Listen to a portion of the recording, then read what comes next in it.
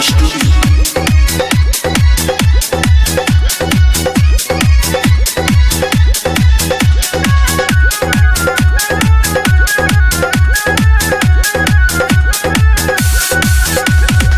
कैसे हुआ कैसे हुआ कैसे हुआ कैसे हुआ कैसे हुआ रे भौजी कैसे हुआ भातार बिना ललिका कैसे हुआ भातार बिना ललिका कैसे हुआ कैसे हुआ कैसे हुआ कैसे हुआ कैसे हुआ कैसे हुआ रे भौजी कैसे हुआ भातार बिना ललिका कैसे हुआ भातार बिना ललिका कैसे हुआ भातार बिना ललिका कैसे हुआ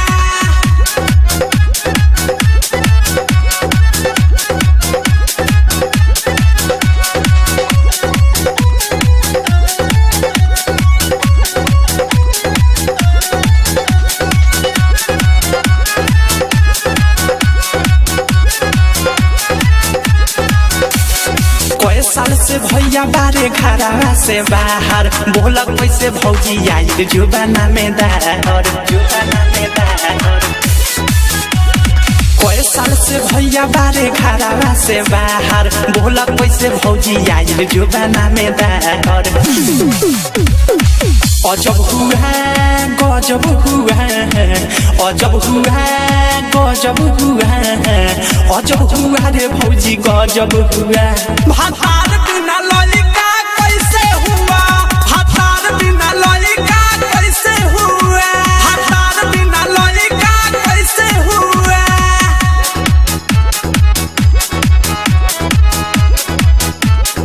रिकॉर्डिंग बाय ओमदीप रिकॉर्डिंग स्टूडियो।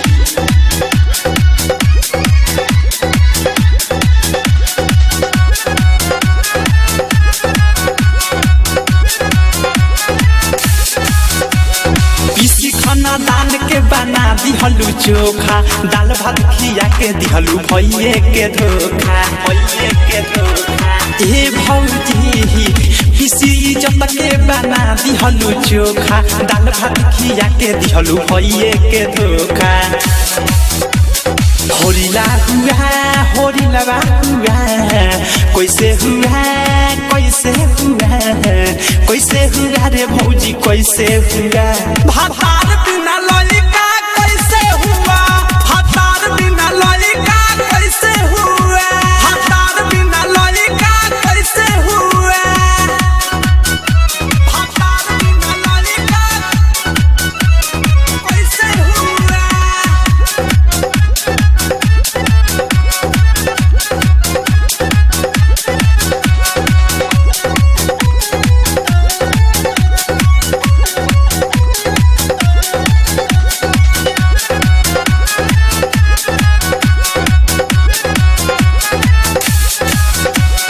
प्रेमी पला गेला सप हो यूएस धीरज लावेला लप हो लावेला लप हो डीजे विकासी पला गेला सप हो गुडू अनुराग तला रावेला लप हो बिकी कहे बिकी पूछे कैसे हुआ कैसे हुआ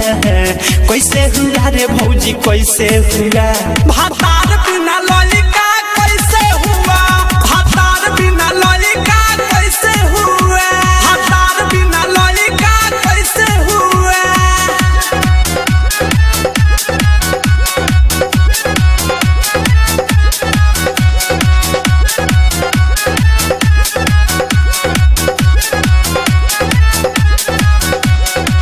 रिकॉर्डिंग बाय ओमदीप रिकॉर्डिंग स्टूडियो।